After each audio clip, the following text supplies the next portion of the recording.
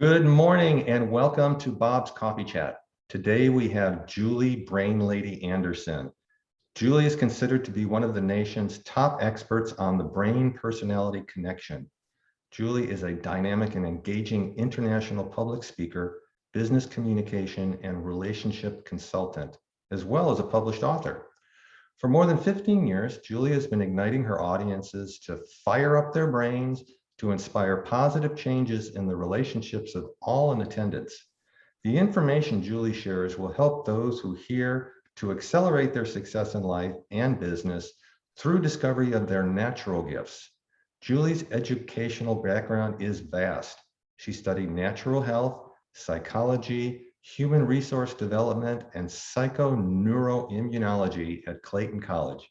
She is a three-time attendee of Realizations Incorporated, Success Resources International's Brain and Innate Giftedness Program.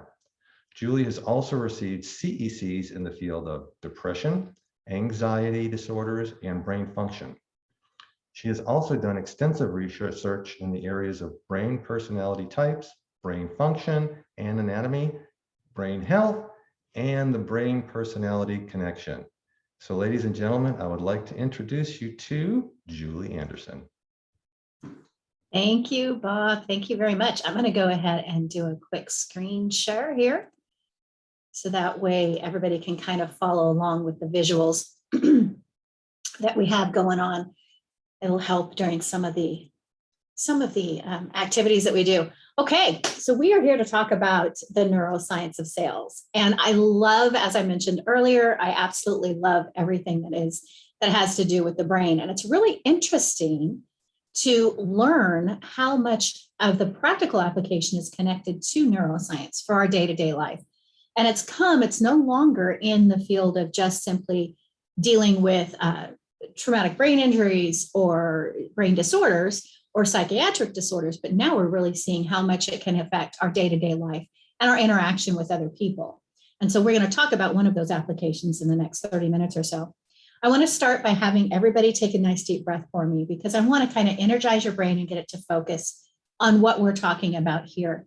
However, I'm going to have you do it a little different than what you probably normally do it. Most people are taught to take their nice deep cleansing breaths in and through their nose and release it through their mouth. But what I want you to do is I want you to breathe in through your nose, hold it for a couple of seconds, and then exhale through your nose for the same count. So go ahead and breathe in through your nose for a count of 4. 1, 2, 3, 4.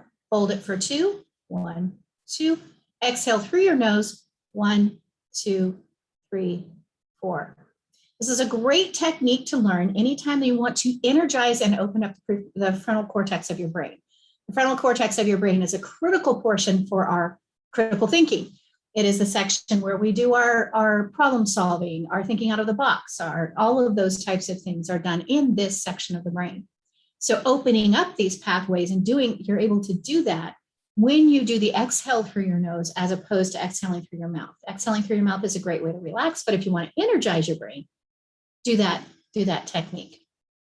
Okay, so we are going to talk about sales, and in sales, we're always taught that it's not about you, right? It's about the customer. It's about what do they want? What do they need?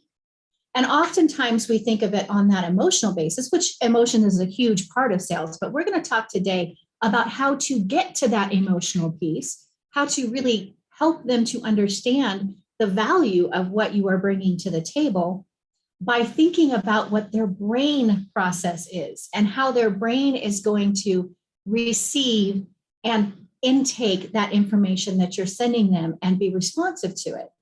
And it has so much to do with what I call their brain personality connection. So it's how is their brain wired? And then how do you utilize that information to help you facilitate a better approach or make a better connection with them? It's what I call understanding their brain personality connection. This is all based on neuroscience information, that research that's been done all over the world, but primarily what Dr. Richard Hayer did out of Stanford University there in the Bay Area. So he's fairly familiar in that area. When I talk about the brain personality connection, I talk about 5 main facets, and 4 of those are believed through neuroscience research to be connected to your actual DNA code, right? When you're those first cells come together in vitro, there's DNA that decides what color your hair is going to be, your eye is going to be. Well, now they're finding that it also has a lot to do with how your brain is wired. And 4 of the DNA coded facets are the first 4 listed on the screen. It's your introversion, extroversion, ambiversion level. So this is how much external stimulus your brain wants. I'm going to talk about that briefly. There's a brain gender. It's different. In 12 main areas, if the Y chromosome is present at 6 weeks gestation, the brain gets a chemical bath that changes those sections of the brain. And we're going to talk about that briefly. There is your sensory preference, your communication style, also known as your learning modality. So are you visual, auditory, kinesthetic? And how does that affect our communication? The brain quadrant dominance is really powerful. And this is a lot of what Richard Hare did. He found that out of the 4 main quadrants in the brain, 2 on the left, 2 on the right, people have the ability to use their specific section that's coded in their DNA, 1 of the 4, with up to 1/100th the amount of energy to work out of. So this becomes part of their personality and part of how they want to receive information or what's important to them. The 5th one we're not going to talk about, that's kind of the can of worms, right? That's the nurture, that's who raised you, how you were raised, birth order, all of those types of things. And that can sometimes muddy the water, and it really has a huge effect in how you are owning your natural brain personality connection. But for this, we're just going to stick to those primary DNA facets and help to understand how do you craft your connection to the other person based on what you find is unique to them and their personality. So to help you understand this energy expenditure in the brain or how your brain is wired to work in certain ways, I like to do this little exercise. So I want everybody, if they can, if you have a pen or pencil or something, put it down.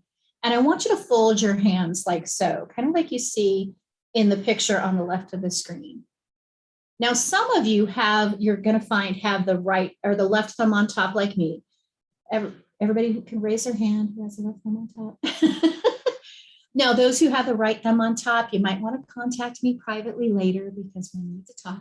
I'm just joking. There's no difference. It's just the way your brain is wired to tell your hands to fold. Same with your arms, right? You can take your arms. Most people either have the right arm on top or they have the left arm on top. That's just the way their brain is wired and tells them to do it. But now what I want you to do is I want you to try those same 2 positions, but I want you to do it the opposite. So I want you to take your hands, flatten them. So flatten them out and shift all the fingers so they're intertwined differently. How does that feel? A little awkward. Go ahead and type in the chat if you want, right? It feels awkward. It feels strange. Same with your arms. Try to fold your arms the opposite way. Put the other arm on top.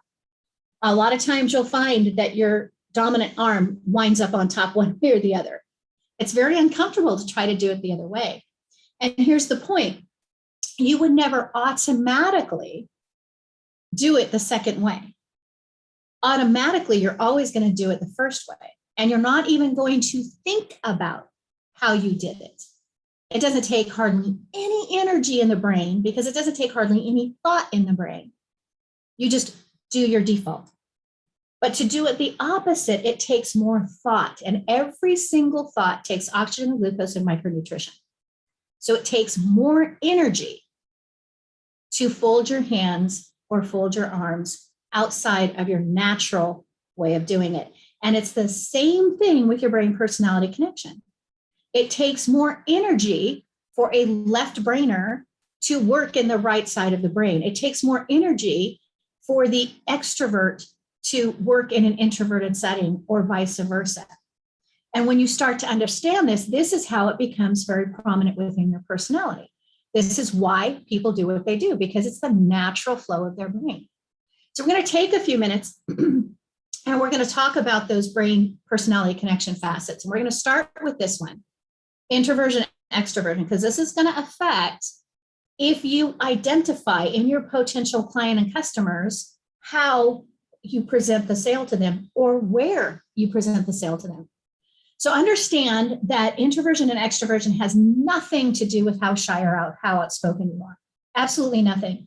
It all has to do with what's set in the reticular activating system of the brain and how that tells how comfortable your brain is with external stimulus. Approximately 30% of the population are in that introvert or introverted side of the scale.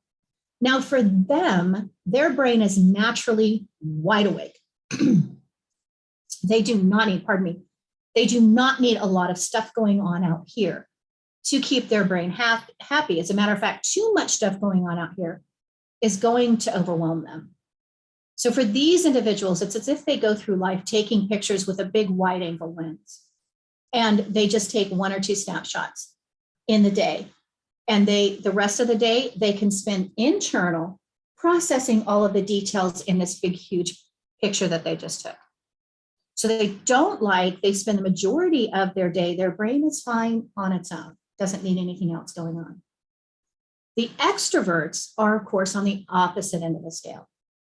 Their brain is naturally very sleepy. And if you don't openly engage with them, or they don't have something stimulating their brain, they will literally physically fall asleep. Literally physically fall asleep. My brother-in-law was this way, and years ago when he was dating my sister. If you did not, when he would come to the house, if you did not openly engage in a conversation with him, the man would literally fall asleep sitting up within no lie, 5 minutes. Like, it happened all the time. So that's an extremely extroverted brain. They have to seek out in areas that are going to keep their brain happy and awake.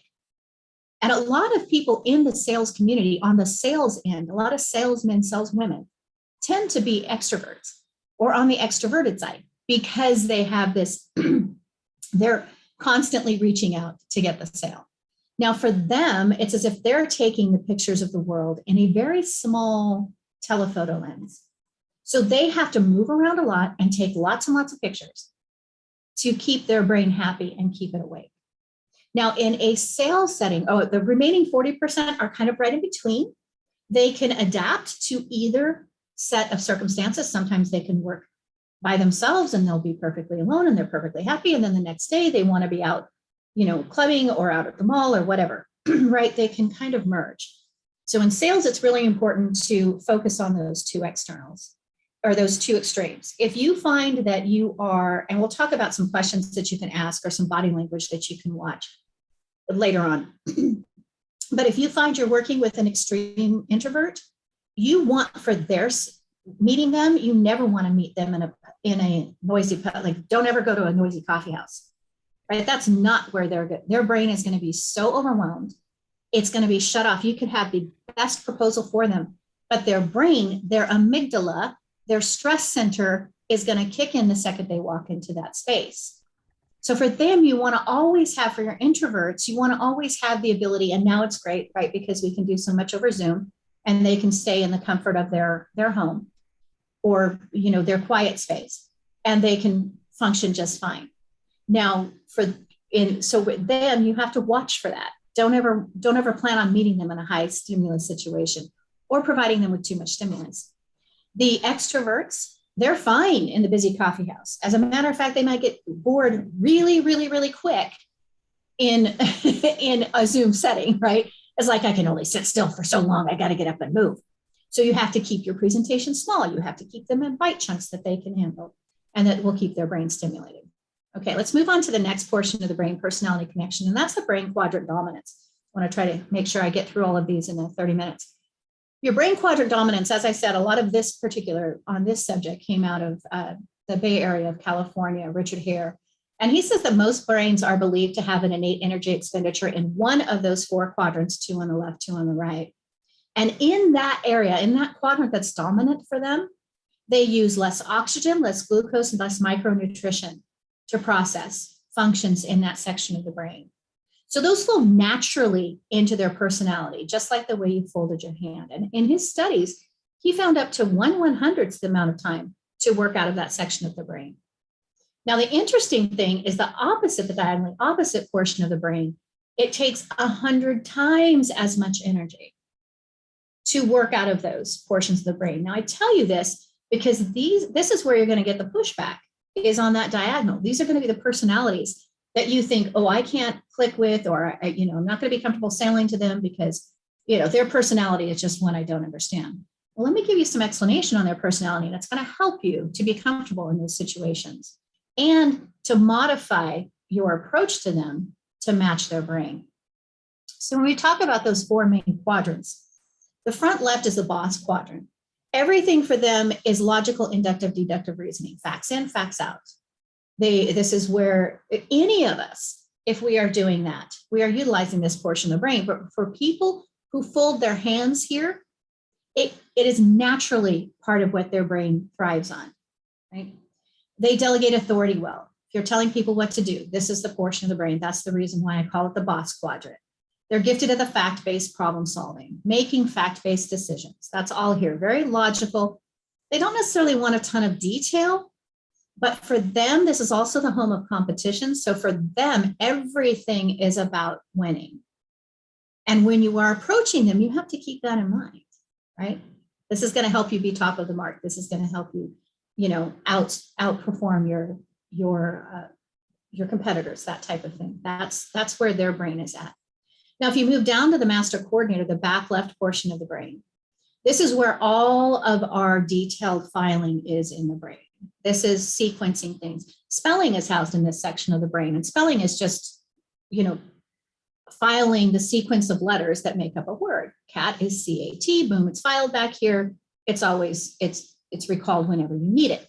So for them, this is a detail. Everything for them is detailed. They're dependable, they're practical, they track time and money. If you are selling or you have a meeting with a master coordinator, please do not ever be late. If anything, be a couple minutes early. If you are late, instantly you shut off their brain because you just messed up their very organized, very scheduled brain quadrant. So that's very important to keep in mind with them. When you jump to the right side of the brain, something that's very important to understand about right brainers is the right quadrant of the brain literally has more neural connections to the limbic system in the brain. And the limbic system of the brain is where emotion is housed and processed. So they are always going to have a more emotional view of things than those who are left brainers. Now, the back left portion of the brain is the nurture quadrant in the brain. And this is the portion of the brain that's responsible for connecting everything, right? Everything, which is why I gave them the green circle as the color, because everything is connected, right? Everybody is connected to everything. This is where all of our peacekeeping and harmony takes place. This is actually where the home of music is. So literally harmony, right? But harmony in people, in places, and their memory is all about the emotion. They're very sensitive. And in problem solving, they're always going to take that emotional view. Now with them, you can understand here, you can start seeing some of the diagonal, conflicts here. If the posterior, right, the nurturer is trying to sell to the boss and they come up with a bunch of emotion, it's not going to work because the boss he just wants to be top of the mark. He wants to know cost benefit analysis. How is what you're giving me going to benefit me to achieve my next goal? Because this is where all the goals are at. So for them, that's what's important. And when you get to the last, and I'll go on this a little bit more in a minute. When you get to the last of the four quadrants, it's the innovator quadrant. Okay, and the innovator this is the big open mind way of thinking. They are energized by innovation, exploring, brainstorming, creative problem solving. All of that takes place here. And they're all about the next best thing and the big picture, right? Because for them, it takes 100 times as much energy for them to diagonally go down. Neural connections run front to left or right to left and front to back. Right? They do not run diagonally. So diagonally is always going to be the biggest challenge. So for them, right, if they're meeting, if you're a master coordinator and you're meeting with an innovator and you give them you try to hand them a 10-page document with a bunch of pictures or a bunch of details, they're just going to go, boom, they're gone. They just want the big picture. They want to see the innovation, how this is going to keep them with that next best thing. That's what they're all about. So those are the four quadrants. If you want to take a fun little quiz, you can go to yourbestmindllc.com and there's a DNA brain strength quiz and it'll tell you it's only 7 questions. There's actually 29 markers to each of the 4 quadrants, but that's a fun thing that you can do if you want. So if you're selling to them, I'm just going to pop these up really quick. If you're selling to each of these, and feel free to take a screenshot if you want. You'll also be able to have the PowerPoint through the recording that's going to be posted. But These are the big tips. You're selling to the boss, give them the data, cost benefit analysis. It's going to help them to reach their goals. Everything needs to stay on that logical plane. Keep it away from the emotional plane because you'll kind of lose them. If it's the master coordinator, they want the details, right? They want to know what you're going to do for them. If you're providing a service that is an extended period of time, it's 3 months or whatever, they're going to want to know what you're going to do every day for them, approximately, what you're going to do every day, what you're going to do every week, what you're going to accomplish every month, and then what they're going to wind up with at the end of the quarter. They want those details and they need those details in order to make their decision to work with you or not work with you. Now, with the innovator, emphasize the innovation, right? The global picture. This is cutting edge technology.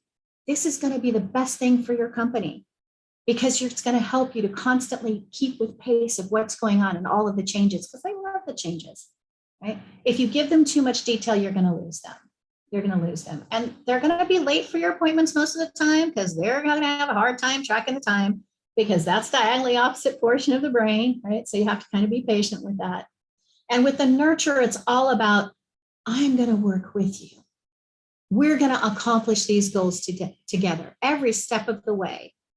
We are going to work like a team to help you to achieve what you need to achieve. And I'm going to make achieving those goals so much easier for you because I'm going to provide you the support, right? They're all about the teamwork. They're all about working together. So that's a quick blip on the brain quadrants. You also need to keep in mind the communication styles, right? Are they visual, auditory, or kinesthetic? That's not always as easy to determine just through questions.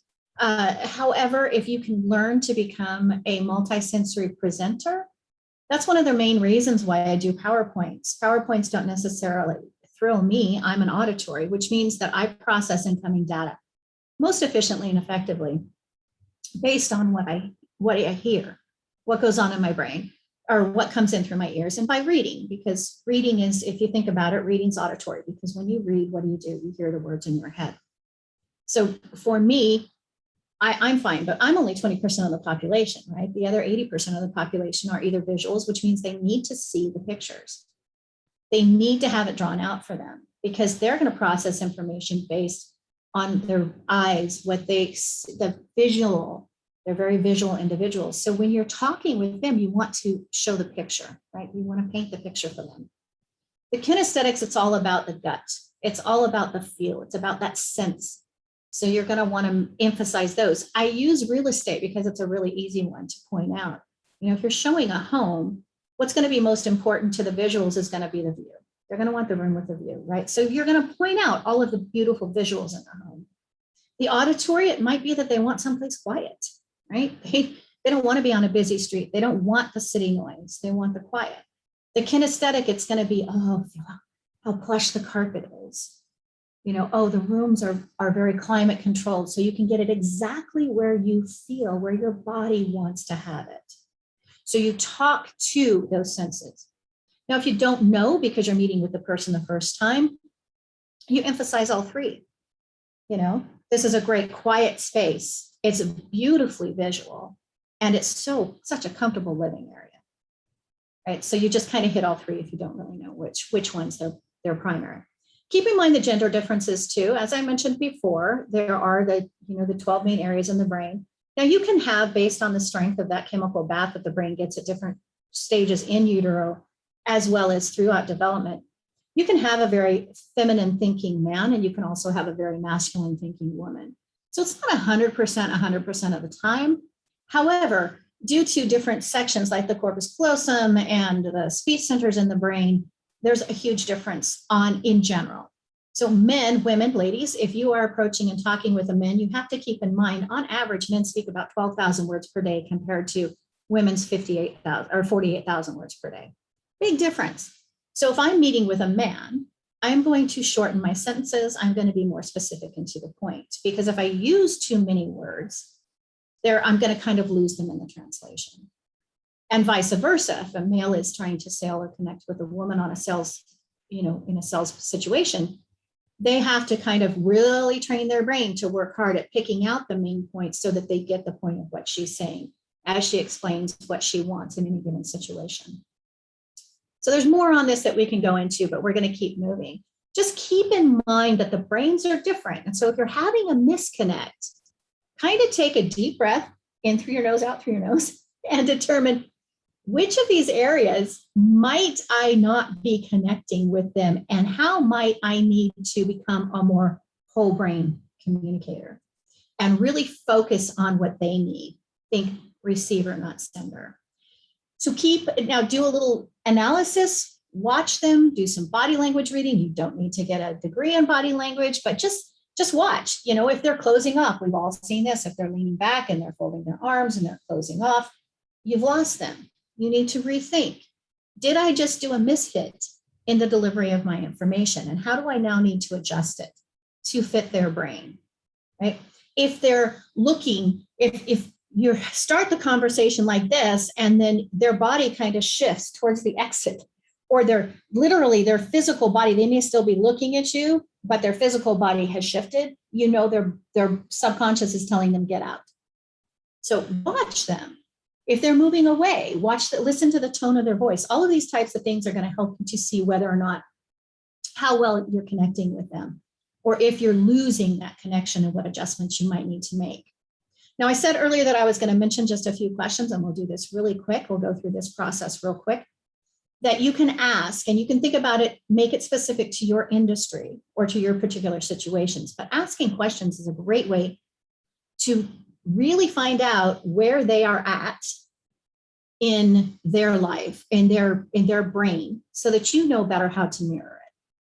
So a good question is, what's most important to you in a home? If they say a great view, use plenty of visual terms. If they say a quiet street, use plenty of terms that are connected to sound, possibly an auditory. If they say energy efficient, well, that's more than likely, that's a logical thing. It's more than likely going to be a left brainer. Don't know whether it's the boss or the master coordinator, but they're most likely left brainers. So talk in left brain terms. If it's all about the comfort, okay, talk about the physical factors, right? They're probably a kinesthetic.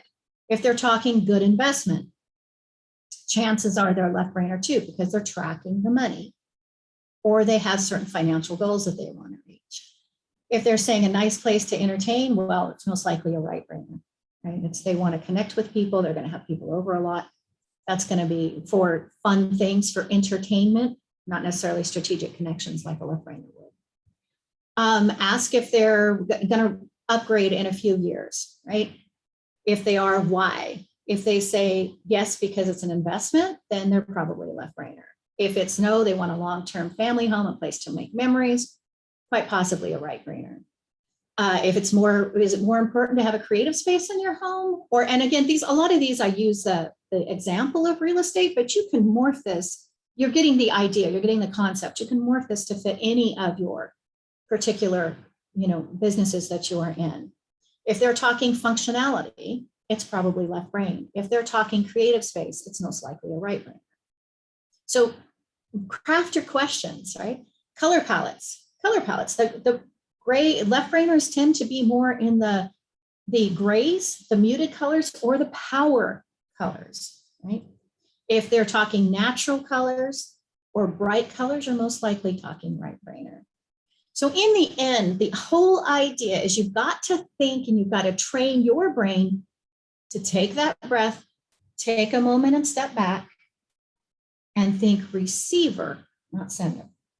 It's not about how much knowledge I have. It's not about how great my products and services are. It's about, what does my potential client's brain need to see, to feel, or to hear, right, in order for them to feel comfortable and make that connection with me, so that we can move on to a sales process or a sales conversation. Right. Any questions? Did we do good? We did good. So we can just open it up. Do you want me to stop the screen share now? We can open it up for questions, or how would you go like ahead to do and that, Bob? stop the screen share, and then we'll open it up to questions. And that concludes the presentation portion. So we'll stop the recording for the YouTube video, and then we'll open